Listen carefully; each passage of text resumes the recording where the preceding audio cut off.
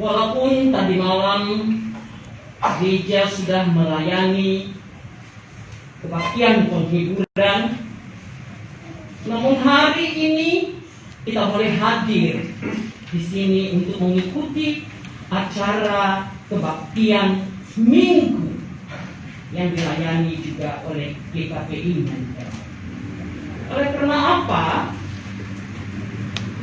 GKPI Sriwijaya telah memohon kepada GKPI Menteng untuk dapat melayani sepenuhnya apa yang harus diberikan dan dalam rangka pemberangkatan ibu kita yang terkasih Opo Farhan Puru ini.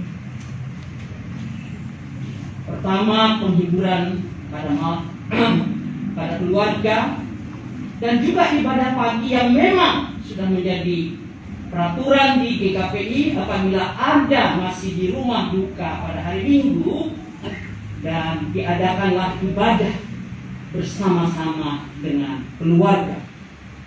Inilah yang terjadi pada hari ini.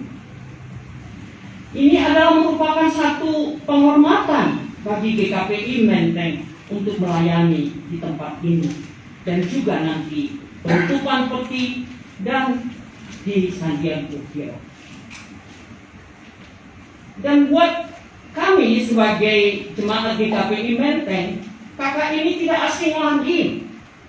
Dia sudah menjadi bagian dari GKPI Menteng di tahun-tahun terakhir ini.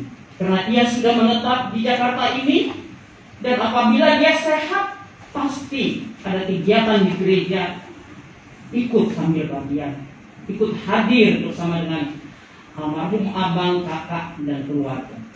Jadi dia tidak asing, semua mengenalnya. Dia sudah merupakan bagian dari GKPI Menteng.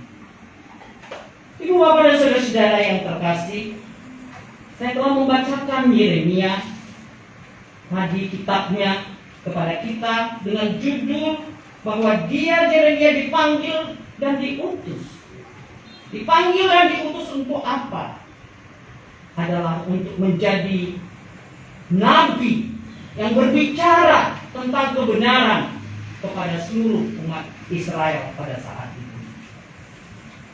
Ia melayani selama 40 tahun dengan 5 pemerintahan dari Raja Yehuda. Dan pada saat itu banyak sebenarnya kerajaan-kerajaan yang ingin mau menyerang Yehuda.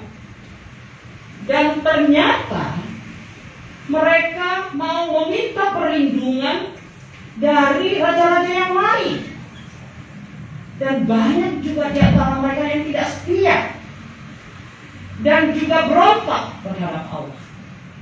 Itulah yang mendukakan hati Allah terhadap umatnya. Mereka mengandalkan persekutuan politik untuk memperoleh kebebasan dari musuh-musuhnya, bukan mengandalkan Tuhan. Mereka tidak merespons betapa pedulinya Tuhan terhadap mereka, betapa kasihnya Tuhan terhadap bangsa itu.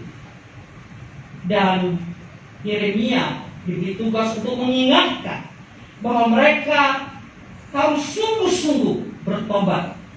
Kalau tidak, Tuhan akan menjatuhkan hukuman karena menolak Allah dan hukum-hukumnya.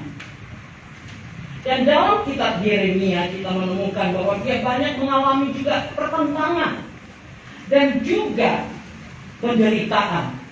Sampai di dalam kisahnya ini Yeremia ada ratapan. Itulah ungkapan hati yang terdalam dalam kesedihannya menghadapi bangsa itu. Bapak saudara-saudara yang kasihi Tuhan, saya sudah angkat tadi bahwa judulnya perikop ini adalah dipanggil untuk diutus. Pemanggilannya sungguh luar biasa dan fantastik, unik. Sebab ternyata ia sudah dipilih Tuhan untuk menjadi nabi atau utusan Tuhan yang berbicara kepada bangsanya sejak di rahim ibunya. Jadi kita bisa mengerti bahwa kita pun sudah dikenal sejak kita ada di dalam rahim ibu kita. Inisiatif atau prakarsa pemilihan tidak datang dari Yeremia sendiri, tetapi dari Tuhan. Memang Tuhan telah memilih dia sebelum dia dilahirkan dan mempersiapkan Yeremia selama kehidupannya. Tuhan membimbing perkembangan dan watak dan pribadinya dan mempengaruhi dia untuk memberikan kepadanya pengalaman yang akan melengkapi dirinya untuk menjadi seorang nabi. Saudara-saudaraku, sebagaimana Allah memiliki juga rencana bagi hidup Yeremia, demikian juga dia atau Tuhan mempunyai rencana bagi setiap orang yang dikasihinya dan juga bagi kita. Sasarannya ialah agar hidup kita sesuai dengan kehendak Tuhan, sambil membiarkan dia menggenapi rencananya di dalam diri kita pribadi, lepas pribadi. Seperti halnya dengan Yeremia, dia hidup sesuai dengan rencana Allah, sehingga dia mampu untuk melewati penderitaan seberat apapun, bahkan kesedihan sekalipun. Itu senantiasa bekerja untuk mendatangkan kebaikan pada dirinya. Jadi tidak heran Rasul Paulus juga menulis menjadi penghiburan bagi kita di Roma 8 ayat 28. Kita tahu sekarang bahwa Tuhan turut bekerja di dalam segala hal untuk mendatangkan kebaikan bagi mereka yang mengasihi Dia, yaitu mereka yang terpanggil sesuai dengan rencana Allah. Nah, ini adalah sangat menghiburkan anak-anak Tuhan ketika mereka tiba pada penderitaan dalam hidup. Artinya Allah akan mendatangkan kebaikan dari semua kesesakan, penderitaan, pencobaan, penganiayaan, dan hal baik yang dikerjakan Allah menjadikan kita serupa dengan gambaran Kristus dan akhirnya menghasilkan kemuliaan kita. Janji ini adalah terbatas hanya bagi mereka yang mengasihi Allah dan telah menyerahkan dirinya sepenuhnya kepada iman di dalam Kristus Yesus. Terus saudaraku, di dalam pergabungannya dikasihi Tuhan, Yeremia ditetapkan menjadi nabi bagi bangsa-bangsa. Bukan hanya satu bangsa, tapi bangsa-bangsa. Diperhadapkan dengan tugas yang berat, Yeremia itu mengajukan protes, keberatan. Alasannya adalah bahwa aku masih muda dan merasa belum matang atau belum sanggup.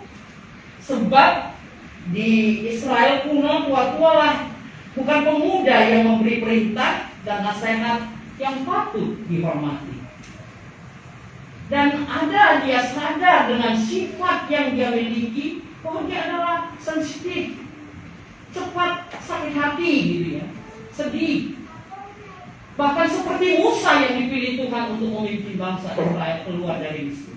Dia katakan, saya tidak bisa bicara, saya tidak cakap untuk berbicara. Bukan kamu yang mau berbicara, tapi kakakmu Harun, dia yang berbicara melengkapi kamu.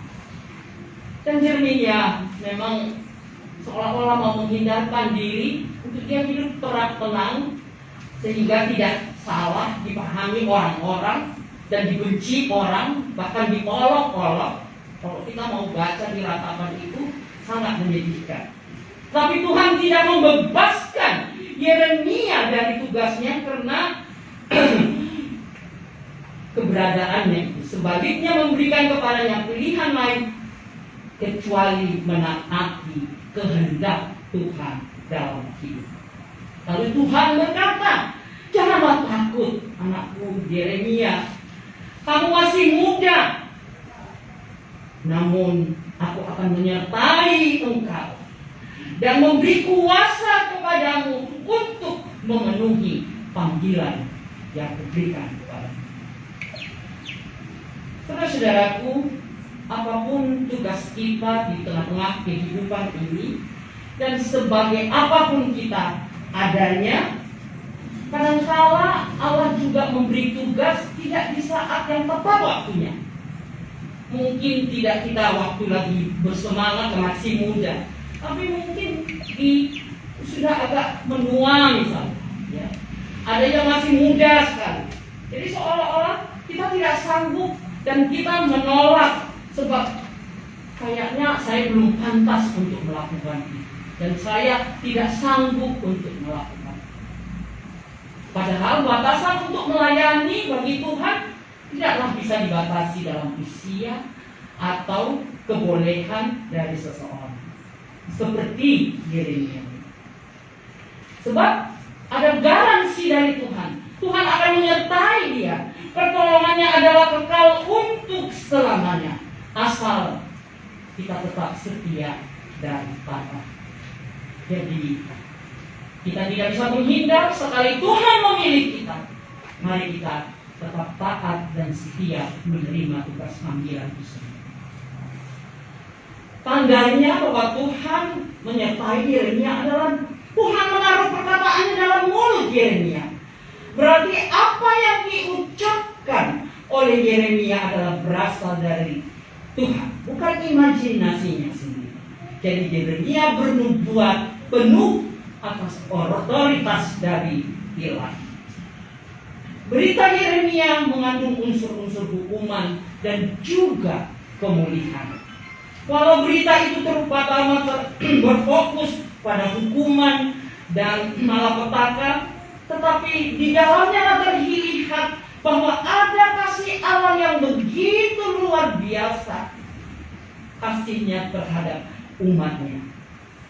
Dan tugas Yeremia adalah mencabut, merobohkan, membinasakan, dan meruntuhkan ketidaktaatan umat Allah. Merobohkan segala berhalaan mereka. Karena mereka cenderung sekali untuk mengikut orang-orang sekitarnya, ya, menyembah gila-gila. Mencabut paham-paham yang salah dan juga membinasakan dosa yang terus-menerus mereka lakukan. Dan dengan itu ada saat untuk membangun dan kembali, yaitu membangun dan menanam, membangun kembali iman mereka untuk menjadi bersih dan murni, dan menanamkan kembali ketaatan kepada Tuhan. Itu karena itulah satu-satunya tanda bahwa Tuhan mengasihi mereka. Seberat apapun dosa yang mereka lakukan, tetapi Tuhan senantiasa menerima kedatangan mereka. Saudara-saudaraku yang terkasih dalam Tuhan, bagaimana kira-kira firman ini berbicara pada kita hari ini di tengah-tengah perkabungan ini? Kita harus paham bahwa kasih Tuhan kepada kita adalah kasih yang kekal. Berbicara memang tentang kasih, tidak ada kasih yang melebihi kasih Kristus yang rela menyerahkan nyawanya bagi umat manusia. Ia menyelamatkan kita supaya setiap orang yang percaya kepadanya tidak binasa, melainkan akan beroleh hidup yang